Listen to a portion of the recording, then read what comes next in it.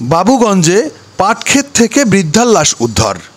KM Shoaib জুয়েলের পাঠানো ভিডিওতে দেখুন বিস্তারিত। নিখোঁজের 2 দিন পর রবিবার বিকেলে বরিশালের বাবুগঞ্জ উপজেলার বীরশ্রেষ্ঠ জাহাঙ্গীরনগর ইউনিয়নের শাহপুর গ্রামের একটি পাটক্ষেত থেকে বৃদ্ধ নুরুল ইসলাম খানের লাশ উদ্ধার করা হয়েছে। বৃদ্ধের বয়স 65 বছর।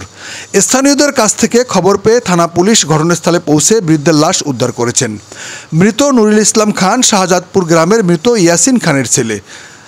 তার ছেলে জুয়েল খান জানান, গত শুক্রবার সন্ধ্যায় তার বাবা বাড়ি থেকে বের হয়ে শরিকল হাটে গিয়ে রহস্যজনকভাবে নিখোঁজ হয়। এই ঘটনায় শনিবার দিনভর এলাকায় মাইকিংয়ের পাশাপাশি থানায় সাধারণ ডায়েরি করা হয়।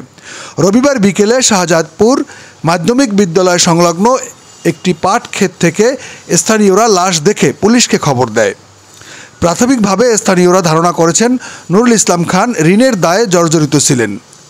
শরিকল হাট থেকে বিষ ক্রয় করে তা পান করে সে আত্মহত্যা করতে পারেন বলে ধারণা করা হচ্ছে। তবে বাবুগঞ্জ থানার ওসি তদন্ত মোহাম্মদ অলিউর রহমান জানান, বিষয়টি রহস্যজনক বলে ধারণা করা হচ্ছে।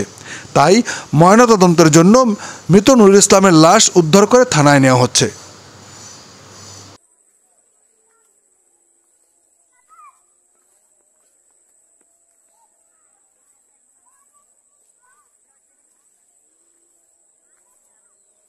বাবা কমনি এদের সামনে আই বসি জুলাই এদের আই বসি লাশ কইরা কই দেই না লাশ কেমন করে হ্যাঁ কেমন যায় না গো আর কিছু দিবে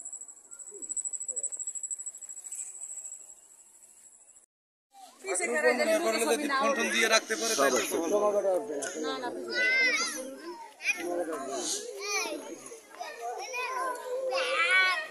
ভ্যারাইটি আছে যাইতে আমার ব্যাগ ধরছি সব দিকে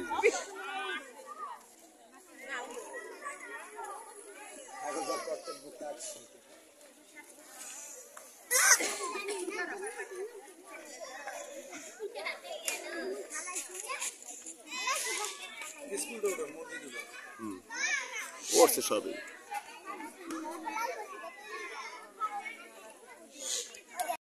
ও বাবা রে বাবা কমে তো না জামুরে কি হয়েছে কাকি? আহা আমার বাবা বাবা রে আমার বাবা তো না কোনো দেশে যাইবে রে আহা আমার সোনা রে ও বাবা রে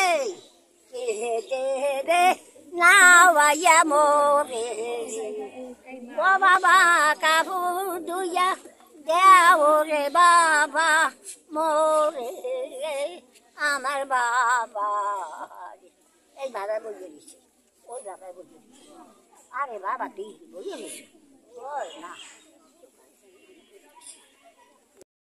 আমার নাম মোহাম্মদ জুয়েল। আচ্ছা কি হয়েছে কবে থেকে পারলেন? খবর আছে বলতে শুক্রবার দিন আপনার যে সন্ধ্যার পরে আপনার ওই যে মারা গেছে উনি কি হয়? সে আমার বাবা। বাবা বলেন কি হয়েছে? বাবা তো পরে শুক্রবার দিন সন্ধ্যার পরে এরমের খোঁজ খবর নাই, হঠাৎ করে তা খোঁজ খবর নাই। তারপর তো লোক পড়ছে চারিদিক দিয়ে, লোক পড়ার পরে কোনো ইতে পায় নাই। পরে তো আমরা অনেক খোঁজাখুঁজি করে পাইনি। লাস্টে তো আমরা দেখিয়া এবার তো থানা কালকে দিতে গেছি, দিতে গেলে তো তারপর তো বিভিন্ন জায়গায় দৌড়াদৌড়ি করছি। ঠিকই আচ্ছা তারপরে তো এটা মনে করেন যে কোনো শত্রু এইভাবে কোনো শত্রু আছে কিনা? না আমার কোনো শত্রু নেই, কোনো পরিকল্পিতভাবে হত্যা হয়েছে কিনা? কারো লাগে নাই, আমার কারো দ্বন্দ্ব নেই আমার। তাহলে কিভাবে মনে করেন যে সেই পাট খাতে গেল? মানে এই ব্যাপারে কোনো কোনো সন্দেহ হয়? সন্দেহ নাই, একমাত্র উপরে আল্লাহ তাআলাই ভালো জানে। আপনার কিছু না বলতে আমরা কিছু বলতে পারি না। আপনার কেউ দোষী সব না করেন যে ব্যাপারে কেউ আমরা কারো লাগে আমরা বাজাবাজি কারোর সাথে বাজাবাজি না, কারো লাগে আর কারো লাগে কোনো দ্বন্দ্ব নেই আমার, তাই না? আচ্ছা, এ বিষয়ে কি মামলা মোকদ্দমার কোনো চিন্তা না ভাবনা আছে? আমার কোনো মামলার মধ্যে কোনো কিছু আমাকে চিন্তা করি না। নাই না? আমার শত্রু নেই, কারণ আমার মামলা করে কার নাম কালো কথা আমরা বাজাবাজি। পুলিশ কি বলে পোস্টমর্টম করবে? পোস্টমর্টম না করলে আমার ভালো লাগে। পোস্টমর্টম করলে যে আমরা যে আনবো আনার মতো আমাকে ক্যাপাসিটি নেই, পোস্টমর্টম করে যে আনবে। আপনার কতগুলো এনজিও দিয়ে টাকা নিয়েছে? আমাকে টাকা আমরা এখনো প্রায় 7 লাখ, আমরা 21 লাখ উপরে দেনা ছিলাম। দেনার পর আমরা তো এক সময় করোনার আগে বাড়ি ছেড়ে পলাই গেছি মানুষের টাকা চাপে। তার পরবর্তীতে আমরা বাইরে আমরা বাইরে, আমাকে তো ইনকাম এখন লোক নেই, বাবাই তো ইনকাম করতে হয় না। তারপরে আমরা কাজ বাজ করে আস্তে আস্তে মানুষ সুদ করি, কিন্তু কেউ আমাকে তো সুদও নেয় না বা কেউ আমাকে তো ইয়েও নেয় না। যেটা মূল টাকাটা তারা সেই টাকাটা নিতে আছে। আস্তে আস্তে আমি তাকে টাকাটা দিই। এনজিও গুলো কোথায়? এনজিও তো আছে, গ্রামীণ আছে, বিরাক আছে, আশা আছে, এইসব কোন জায়গায়? আগরপুর? সরিকাল আছে। এবার সরিকাল তো গ্রামীণ বিরাক সব তো সরিকাল। আশা তো সরিকাল ওই পাশে। এদের কাছ থেকে টাকা? হ্যাঁ, এখন টাকা আনো। আচ্ছা, টাকা টাকাও আনা আমাকে না, বাবার নামে কোনো ই নেই, হ্যাঁ কোনো চাপও রাখিনি।